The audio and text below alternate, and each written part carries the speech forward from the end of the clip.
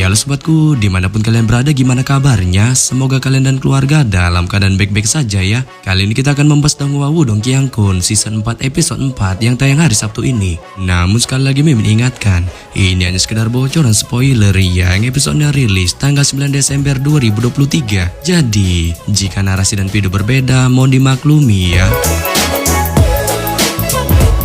Untuk kalian yang penasaran tentang cerita Wudong Qiangkun season 4 episode 4 ini yang tayang 1 minggu sekali. Oke, langsung aja kita ke ceritanya. Gas.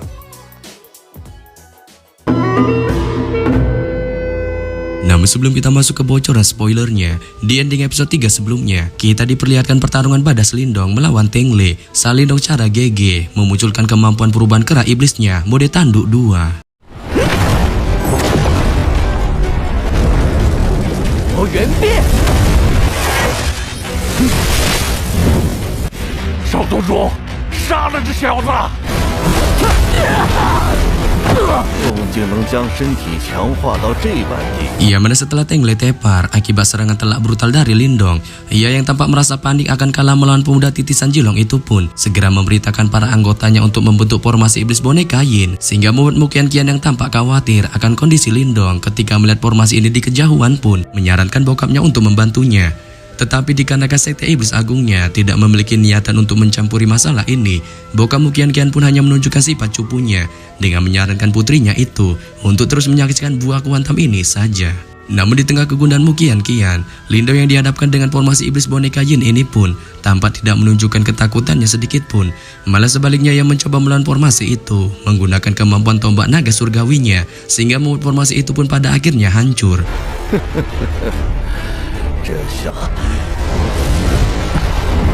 Tetapi setelah formasi iblis boneka Yin itu hancur, Tengle pun masih tetap menunjukkan ambisinya untuk memokatkan Lindong. Dengan segera ia memerintahkan para anggotanya untuk membentuk formasi itu sekali lagi, yang membuat buah kuantam ini pun semakin seru.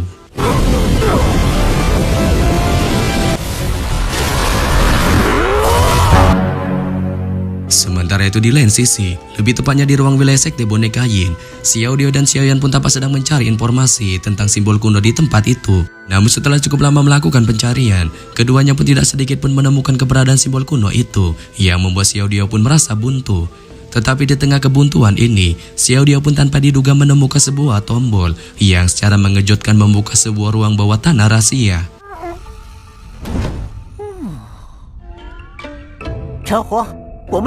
Akan tetapi ketika Xiao Dio dan Xiao Yan terus menelusuri ruang bawah tanah rahasia itu, keduanya pun tanpa diduga menemukan sebuah pintu yang secara mengejutkan mengeluarkan aura mengerikan.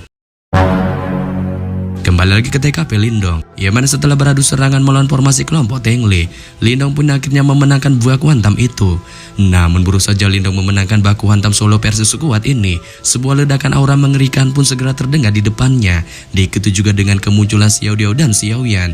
Saat Xiao Dio segera memerintahkan Lindong untuk bergegas pergi dari tempat ini. Tetapi tanpa diduga, baru saja Lindong hendak pergi, seorang pria kekar brutal bernama Chao Zhen pun secara mengejutkan tiba-tiba menampakkan batang hidungnya di hadapan mereka. Nah, ini dia bocoran spoilernya.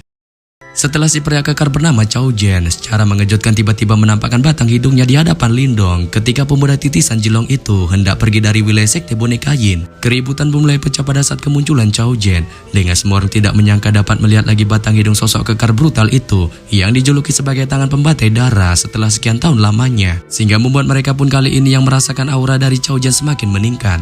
Dengan kali ini kultivasinya telah mencapai di ranah manifestasi setengah lengkap pun, sepuatan menebak kemungkinan nasib Lindong kali ini dapat dipastikan akan berada di ujung tanduk. Bahkan ekspresi Mukian Qian dan juga para anggota sekte iblis agungnya yang menyaksikan kemunculan sosok kekar berdarah dingin Chao Zhen di kejauhan pun juga spontan berubah. Dengan masing-masing dari mereka tidak menyangka sosok yang dikatakan cukup mengerikan dan terbilang kejam dan brutal itu pun tanpa diduga menampakkan batang hidungnya lagi, sehingga membuat mereka pun merasakan kekhawatiran Lindong kali ini dipastikan berada dalam situasi berbahaya. Sontak saja melihat ketakutan di wajah semua orang ketika melihat kemunculan Chao Zhen yang dijuluki sebagai sebagai tangan pembantai darah. Lindong pun spontan memunculkan keterkejutan di wajahnya. Dengan matanya terus mengamati sosok brutal Chao Jian yang kali ini terus memunculkan aura darah yang sangat mengerikan, sehingga membuatnya pun spontan teringat mengenai aura tersembunyi yang pernah dirasakannya di sekte boneka Yin waktu itu. Dengan tidak pernah menyangka aura itu nyata-nyatanya merupakan milik dari Chao Jian. Namun ketika Lindong masih mengingat hal ini, Xiao Diao yang merasakan Chao Jian memiliki aura mengerikan dan brutal pada tahap setengah langkah di ranah manifestasi.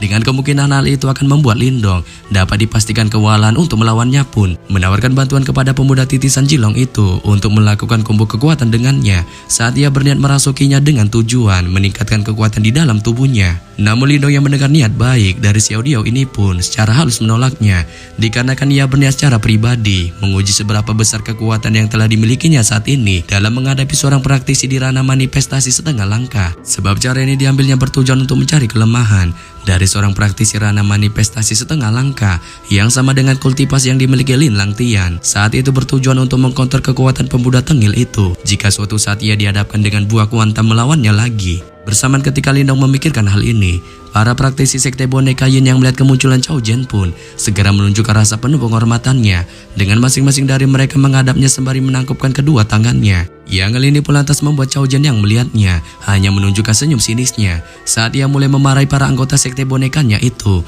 yang terbilang cukup tulul karena secara membagongkan telah dipermainkan oleh seorang pemuda bau kencur, sehingga kejadian ini pun kemungkinan saja dipastikan akan menyebabkan reputasi sekte boneka Yin-nya tercoreng. Tetapi mendengar kemarahan dari Chao Jian, seorang praktisi sekte boneka Yin pun mencoba membela diri para rekannya dengan bilang bahwa bukan mereka yang tidak berguna melawan Lindong, tetapi memang pemuda titisan Jilong itulah yang memiliki kemampuan di luar nurul. Hal ini pun juga ditambahi Teng Li saat ia mulai memanas-manasi pamannya itu akan sosok Lindong yang selama ini terus menjadi masalah bagi sekte boneka Yin-nya dengan memberitahukan kepadanya mengenai Lindong yang telah merebut boneka simbol tingkat tinggi waktu itu di monumen manifestasi yang seharusnya boneka itu menjadi milik sektenya. Oleh sebab itu dikarenakan ini masalahnya, Teng Li pun berharap Chao Jian pamannya itu tidak melepaskan Lindong secara mudah dan memintanya untuk memberikan pelajaran perbuah kuhantaman kepada pemuda titisan Jilong itu. Sontak saja mendengar kecepuan yang ditunjukkan Teng Li mengenai Lindong yang telah merebut boneka simbol tingkat tinggi milik sektenya, kemarahan yang membara pun segera melonjak di wajah Chao Jian saat ia pelan mengangkat kepalanya untuk menatap Lindong yang berdiri di hadapannya, sebelum kemudian tanpa basa-basi pelan melangkah maju ke arahnya sembari memunculkan aura darah yang segera menyelimuti sekujur tubuhnya, diikuti juga dengan perkataan barbar yang dilontarkannya kepada Lindong saat ia berniat memokatkan pemuda titisan Jilong itu kali ini, dikarenakan dia cara Bang Jago telah menghina sekte boneka Yin-nya yang telah berdiri dengan gagahnya tanpa ada yang berani menyenggolnya sedikit pun selama ribuan tahun lamanya. Sebelum pada saat yang sama, setelah mengatakan kata-kata barbar ini, kekuatan darah yang sangat badas pun segera melonjak keluar dari dalam tubuhnya. Setelah Chao Jian mengeluarkan kekuatan darah yang sangat badas dari dalam tubuhnya, diikuti juga dengan perkataan barbar yang dilontarkannya kepada Lindong. Lindong yang mendengarnya pun tampak tidak menunjukkan ketakutannya sedikit pun, malah sebaliknya ia menunjukkan tawa santuinya sembari mensarkas kemampuan dari Chao Jian yang menurutnya kemungkinan saja kali ini akan kalah melawannya. Diikuti juga dengan gelombang aura cahaya kemasan yang perlahan menyelimuti sekujur tubuhnya, sebelum pada akhirnya dengan gerakan segel yang dimunculkan di tangannya, cahaya emas pun secara mengejutkan tiba-tiba muncul di telapak tangannya. Dengan itu secara langsung berubah menjadi panggung emas raksasa yang tanpa basa-basi dengan kejam dilesatkan Lindong ke arah TKP Chao Jian. Namun melihat panggung emas dari Lindong yang melesat ke arahnya, Chao Jian pun tampak tidak menunjukkan kepanikannya atau bahkan niatan untuk mundur sedikit pun dari serangan ini. Malah sebaliknya ia hanya menunjukkan tawa psikopretnya dengan kemudian cahaya darah segera menyelimuti tangannya. Sebelum itu segera ditumbukkannya ke arah serangan panggung emas Lindong sehingga membuat panggung emas itu pun pada akhirnya hancur lebur dengan suara ledakan logam yang sangat dahsyat. Dan setelah Chao Jian menghancurkan panggung emas Lindong dengan satu kali tumbukannya, ia yang berencana membuat Lindong merasakan kekuatan brutal dari tangan pembantai darahnya pun tanpa basa-basi bergegas berlari ke arah pemuda titisan Jilong itu sembari mengeluarkan gelombang cahaya darah yang segera menyelimuti tangannya. Dengan setelah gelombang cahaya darah itu terbentuk di telapak tangannya, itu pun segera menghasilkan tengkorak energi merah yang segera memenuhi langit sebelum pada akhirnya tanpa ampun langsung dihujankannya ke arah Lindong. Saat serangan tengkorak energi merah itu pun segera menghasilkan kemampuan unik berupa serangkaian suara-suara aneh yang dari kelihatannya dapat mempengaruhi kondisi mental seseorang jika terkena serangan itu. Namun melihat serangan tengkorak energi merah dari Chao Jen dengan serangan suara-suara aneh yang dimunculkannya, Lindong pun tampak tidak menunjukkan kegentarannya sedikit pun akan serangan ini. Dengan segera menggunakan gerakan segel yang dimunculkan di tangannya, aliran api energi mental pun secara cepat muncul di depannya. Dengan ketika api energi mental itu muncul, Lindong pun segera mengayunkan tinju di tangannya. Saat energi gemuruh matahari yang hebat pun segera meledak dan berubah menjadi banyak kepalan tangan raksasa yang bersinar. Dengan api energi mental itu pun segera bersatu ke dalam kepalan tangan raksasa itu.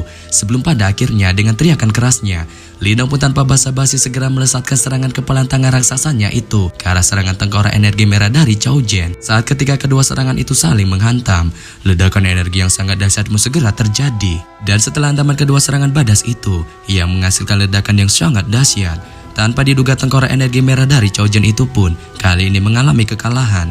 Dengan itu pada akhirnya dihancurkan oleh serangan api energi mental dari kepalan tangan raksasa Lindong, sehingga membuat Chao Jen yang melihat kejadian ini pun spontan memuji kemampuan hebat dari Lindong yang berhasil menghancurkan serangan tengkorak darahnya. Namun setelah memuji Lindong, Chao Jen pun tidak menunjukkan niatan untuk meninggalkan buah kuantam ini. Dengan segera ia memunculkan kekuatan energi darah badas yang segera meletus keluar dari dalam tubuhnya.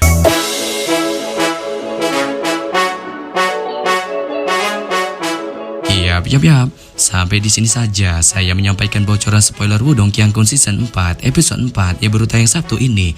Akhir kata saya ucapkan bye-bye.